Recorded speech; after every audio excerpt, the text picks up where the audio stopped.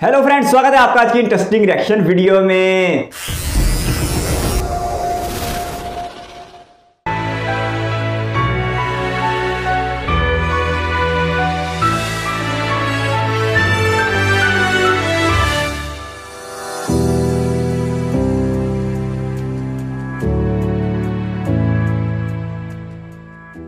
मैं भारत हूं, मुझे वेदों की ऋचाओं ने जन्मा है।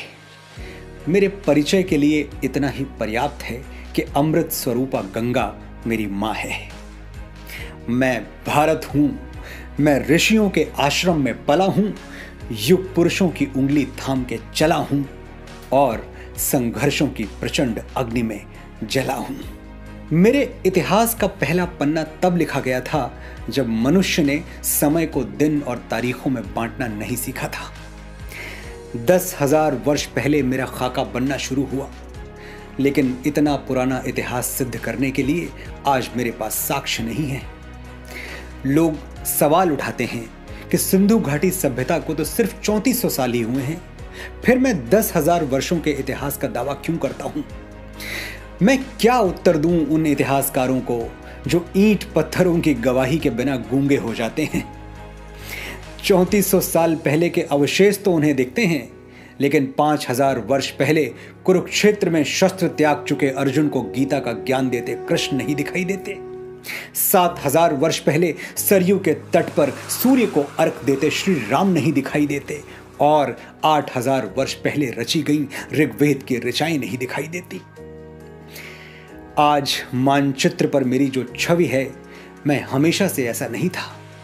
अनेकों टुकड़ों में कटा हुआ था, जनपदों महाजनपदों में बटा हुआ था।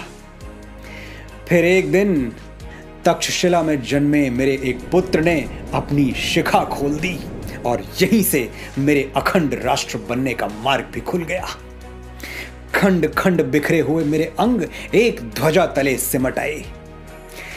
आज की भौगोलिक भाषा में कहूं तो चाणक्य और चंद्रगुप्त ने मुझे बिहार से बलूचिस्तान और कश्मीर से कंधार तक फैला दिया। मैं अपनी भुजाओं का विस्तार देखकर प्रसन्न था, लेकिन अशोक की वीरता अपने दादा चंद्रगुप्त के साम्राज्य को और आगे बढ़ाने के लिए प्रतिज्ञाबद्ध थी। अशोक ने मेरी सीमाएं तक्षशिला से ईरान तक खींच दी। मेरा विस्तार पूरे विश्व को अचंभित कर रहा था, भौगोलिक और आध्यात्मिक दोनों रूपों में। एक तरफ मेरे हाथों में चमकती हुई तलवारें लहरा रही थीं, तो दूसरी ओर मेरे गले से बुद्ध और महावीर की वाणी गूंज रही थी। सदियां बीतती रहीं, मैं समय के धरातल पर कभी दौड़ा, कभी चला, कभी घुटनों के बल रेंगा, लेकिन रुका कभी नहीं। मुझे कृष्ण के वचन हमेशा याद रहे, कृतम में दक्षिणे हस्ते जयो में सव्याहिता। यदि मैं सीधे हाथ से कर्म करूंगा तो मेरे उल्टे हाथ में विजय अवश्य होगी। कर्म योग के सिद्धांत पर चलता हुआ मैं वैभव और संपदा के शिखर पर जा पहुंचा। मुझे सोने की चिड़िया कहा जाने लगा और मेरी चमक सुदूर देशों में बैठे लुटेरों और आक्रमणकारियों को लुभाने लगी। मैसिडोनिया का वो राजा सिकंदर महान, जिसकी सेनाएं विश्व विजय पर निकली थीं, वो पर्शिया और गंधार को अपनी शमशीरों से चीरता हुआ मेरी सीमा में दाखिल हो गया। सिकंदर दुनिया का बहुत बड़ा भूभाग जीत चुका था और मुझे जीतने ही वाला था कि मेरा वीर पुत्र पंजाब का राजा पोरस उसके पागल घोड़ों के आगे दीवार बन के खड़ा हो गया। यूनानी इतिहासकारों ने लिखा कि पोरस हारा, सिकंदर विजयी हुआ, लेकिन अफसोस मेरे इतिहासकारों ने कभी इस झूठ को चुनौती नहीं दी। कभी पूछा नहीं यूनानियों से कि अगर सिकंदर जीता तो फिर खाली हाथ भारत से वापस क्यों गया।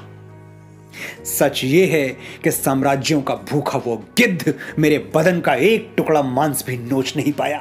पोरस ने उसके खूनी पंजे तोड़ डाले, ऐसा हराया कि उसका आत्मविश्वास चकनाचूर हो गया और यूनान पहुंचने से पहले ही वो आदिवासियों के हमले में मारा गया। वो कहानी तो सबने सुनी कि सिकंदर ने मरते हुए कहा था, मेरे हाथ मेरी कब्र से बाहर रखे जाएं ताकि संसार को पता चले कि सिकंदर भी दुनिया से खाली हाथ गया। लेकिन किसी ने यह नहीं पूछा कि वो हाथ खाली किसने किए थे। मैंने किए थे, मेरे पोरस ने किए थे। पर सिकंदर आखिरी नहीं था। अरब, महमूद, तुर्क, तैमूर और मंगोल भी घोड़ों पे चढ़ के धूल उड़ाते हुए आए और मेरे मंदिरों का सोना चुरा ले गए, मेरे ग्रंथ जला दिए, मेरा इतिहास छिन्न भिन्न कर दिया। अनगिनत घाव लगे मेरे बदन पर, लेकिन विश्व बंधुत्व का आदर्श छाया रहा मेरे मन पर। मैं परदेसी शमशीरों की चोट खाता रहा और अतिथि देवो भव दोहराता रहा। मेरी यही शांति प्रियता 7 समंदर पार से आए हुए अंग्रेजी सौदागरों के लिए वरदान बन गई। मेरे राजाओं के दरबार में जमीन पर नाक रगड़ने वाले ये गोरे अचानक राजसत्ताओं के स्वामी बन बैठे। विक्टोरिया की भेजी हुई पीढ़ियों ने मुझे ऐसे जकड़ लिया कि मेरी रक्त शिराएं पीड़ा से कराह उठी। सैकड़ों वर्षों तक विश्वासघात के धुएं में मेरा दम घुटा। मुझे याद भी नहीं आता कि कितनी बार मेरी गरिमा का हनन हुआ, कितनी बार मेरा स्वाभिमान लुटा। लेकिन मैंने भी ऐसे लाल पैदा किए थे जो रंग दे बसंती गा के मेरे लिए फांसी के तख्ते पर झूल गए। मुझे याद आती है लाहौर सेंट्रल जेल। मेरा बेटा भगत अपनी बैरक में कैद है। फांसी का हुक्म सुनाया जा चुका है। तारीख नजदीक आती जा रही है। अंग्रेज ऑफिसर्स रॉबर्ट्स और बार्कर उससे मिलने आते हैं। कहते हैं, माफी मांग लो भगत, जान बच जाएगी। चिट्ठी लिख दो ब्रिटिश सरकार को, कह दो कि तुम अपने किए पर शर्मिंदा हो और हम भूल जाएंगे कि तुमने असेंबली हॉल में बम फेंका था, सैंडर्स की हत्या की थी। भगत ने रॉबर्ट्स और बार्कर की बात मानकर अंग्रेज सरकार को चिट्ठी तो लिखी। क्या लिखा था उस चिट्ठी में? भगत ने लिखा, मैं ब्रिटिश सरकार से अपील करता हूं कि मुझे फांसी न दी जाए, क्योंकि फांसी अपराधियों को दी जाती है और मैं क्रांतिकारी हूं, भारत मां का सिपाही हूं। मुझे भरे चौराहे पर गोली मार दी जाए। ये युद्ध का विधान है कि गोली से मरने में सिपाही की शान है। बेगैरत अंग्रेज सरकार एक देशभक्त की ये जरा सी ख्वाहिश भी पूरी नहीं कर पाई। पहुंचा दिया मेरे भगत को फांसी के तख्ते तक। और भगत, मेरा भगत, उसने सोचा मुझे तो वीर गति चाहिए, गोली नहीं तो फांसी सही। भगत फांसी का फंदा ऐसी दीवानगी से चूमने लगा जैसे मेहंदी से सजे हुए अपनी दुल्हन के हाथ चूम रहा हो। ऐ दुल्हन, मैं राख बन सतलज नदी में बह गया, पूछ मत तेरी जुदाई दिल पे कैसे सह गया। है शहादत की खुशी पर जाते जाते दुख भी है, हाय आजादी तेरा घूंघट उठाना रह गया। ये था मेरा वीर बेटा भगत। और मेरी बेटी जो दुधमुहे बच्चे को पीठ पर बांधकर अंग्रेजों से जा भिड़ी और उनकी लाल वर्दियों के धागे खोल दिए, लक्ष्मीबाई। मेरा एक और बेटा अल्फ्रेड पार्क में एक पिस्तौल लिए अनगिनत अंग्रेजी राइफलों से लड़ गया और जब पिस्तौल में आखिरी गोली बची तो वंदे मातरम बोलकर मेरे चरणों में भेंट चढ़ गया। 25 बरस की भरी जवानी में आजाद मुझे छोड़ गया।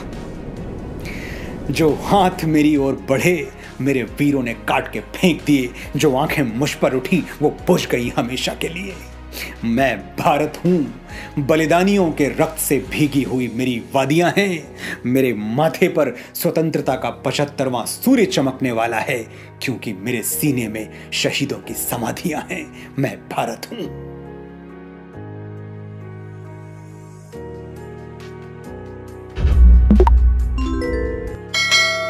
क्या बात है जी, मुंतशिर ने तो हिंदुस्तान को यूनाइटेड कर दिया, यानी एक कर दिया।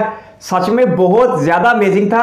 वैसे मनोज मुंतशिर का नाम मैंने फर्स्ट टाइम चंद दिन पहले सुना था। किसी ने मुझे उनके बारे में एक वीडियो इंस्टाग्राम पे सेंड की थी। इससे पहले मनोज का नाम सिर्फ हमने इंडिया के चीफ ऑफ आर्मी स्टाफ से मुतल्लिक सुन रखा था, लेकिन जो इन्होंने हिस्ट्री बयान की ऐसा लग रहा था जैसे ये एक इंसान नहीं बल्कि ज़मीन का एक टुकड़ा किसी से बात करके इतिहास अपने मुँह से दोहरा रहा है। ज़मीन का टुकड़ा अपने मुंह से इतिहास को दोहरा रहा है और बता रहा है कि मैं कभी क्या था और अब क्या हूं। मुझे उनकी बात, मनोज मुंतशिर जी की एक बात बहुत अच्छी लगी, जो उन्होंने कहा कि तारीख दान हिस्टोरियन सिर्फ इमारतों को तारीख जानते हैं, लेकिन उन्होंने हिंदुस्तान की तारीख 8 से 10 हज़ार साल पहले की बनाई, जब हिंदू देवताओं की मौजूदगी थी, या जब वेद जो हिंदुओं की मुकद्दस तरीन किताब है वो लिखी जा रही थी। तो सच में बहुत ज़बरदस्त था। वक्त का पहिया घूमता गया और मुंतशिर जी इंडिया के इतिहास को दोहराते चले गए। सच में बहुत अमेजिंग था। फिर सिकंदर आजम का ज़माना आया। यहाँ पर उन्होंने कहा कि ग्रीक हिस्टोरियंस ने, यानी यूनानी कदीम तारीख दानों ने सिकंदर आजम को इस खित्ते का फातेह कहा था, जो पोरस की, राजा पोरस और सिकंदर आजम के दरमियान लड़ाई लड़ी गई थी, जिसे हाथियों की जंग कहते हैं। लेकिन मुंतशिर जी ने कहा कि ये जंग सिकंदर आजम जीता था। खैर, हम इस टॉपिक पर नहीं जाते कि इस जंग को कौन जीता था और कौन हारा था, लेकिन जो उसके बाद का वक्त दिखाया गया वो सच में बहुत हैरान कर देने वाला था। पहले अशोका दी ग्रेट के इतिहास की बात की गई, उनके ज़माने की बात की गई कि उन्होंने किस तरह हिंदुस्तान को अजीम तरीन बनाया, और गुजरे हुए वक्त में जो हिंदुस्तान ने ब्रिटिश से आज़ादी हासिल किया, जो उन किरदारों के नाम लिए गए वो सच में हैरान कर देने वाले थे। भगत सिंह का तस्करा किया गया। हिंदुस्तान की आज़ादी के लिए भगत सिंह को शहीद आज़म कहा जाता है, और हिंदू, मुसलमान और सिख मुश्तरका तौर पे भगत सिंह को आज़ादी हिंदी का हीरो मानते हैं। और सिर्फ 23 साल की उम्र में भगत सिंह ने जिस तरह अपनी जान दे के हिंदुस्तान की आज़ादी का नारा मारा था वो सच में बहुत ज़्यादा हैरान कुन था। इसके साथ साथ जो एक शख्स की बात की गई जिन्होंने अंग्रेज सिपाहियों से लड़ते हुए आखिरी गोली खुद पर चलाकर अपनी जान दे ली थी। फिलहाल आज़ादी के लिए लड़ने वाली उस शख्सियत का नाम मेरे जहन में नहीं आ रहा, लेकिन एक नाम मुंतशिर जी को ज़रूर लेना चाहिए था, सरदार राम मोहम्मद सिंह यानी उधम सिंह, जिन्होंने 1919 में अपने हम वतनों के खून का बदला लेने के लिए 21 साल तक जद्दोजहद की, और 1940 में लंदन में जाकर जनरल डायर को अपने हाथों से मार दिया। तो उनका नाम भी आज़ादी हिंद में बड़े लफ्ज़ों में लिखा जाएगा। औरतों में बात की गई तो औरतों में लक्ष्मी बाई का जिक्र किया गया, जिन्हें झांसी की रानी भी कहा जाता है, कि वो किस तरह औरतें, एक औरत होकर किस तरह मर्दों से ज़्यादा ताकत से मैदान में उतरी थी और ब्रिटिश के साथ उन्होंने किस तरह मुकाबला किया था। एक से एक शख्सियत और एक से एक वाक़या बहुत हैरान कुन था, और मुंतशिर जी की ज़ुबानी तो इंडिया को एक होते देख बहुत अच्छा लगा। सलूट है मनोज मुंतशिर जी को, जो सिर्फ नाम के मुंतशिर हैं, सिर्फ तखल्लुस के मुंतशिर हैं, नहीं तो उन्होंने भारत की यूनिटी को बहुत अच्छे तरीके से बयान किया। मैंने इन्हें फर्स्ट टाइम सुना, सुन के बहुत अच्छा लगा, और 1000 बार सलूट है आज़ादी हिंद के उन जवानों को जिन्होंने अपनी जान देकर इस हिंदुस्तान को ब्रिटिश से आज़ाद करवाया था। एक कमी जो मैं इस वीडियो में बहुत शिद्दत से महसूस कर रहा था वो उनकी मुश्किल तरीन ज़ुबान थी। शायद संस्कृत ज़ुबान का उन्होंने ज़्यादा इस्तेमाल किया था, इसलिए उनके बहुत से अल्फाज को तो मैं नहीं समझ सका, लेकिन उनका लबो लहजा, उनका खलूस, उनकी नीयत और उनका बात करने का अंदाज ये बता रहा था कि वो अपने भारत के इतिहास को बहुत खूबसूरती के साथ बयान कर रहे हैं। वीडियो बहुत ज़बरदस्त थी, बहुत अच्छा लगा देख के। आपके कीमती वक्त का शुक्रिया। अगर आप भी किसी वीडियो पर रिएक्शन चाहते हैं तो अपनी कीमती राय कमेंट बॉक्स में ज़रूर दीजिएगा। इस वीडियो कीमती समय देने के लिए बहुत सारा धन्यवाद।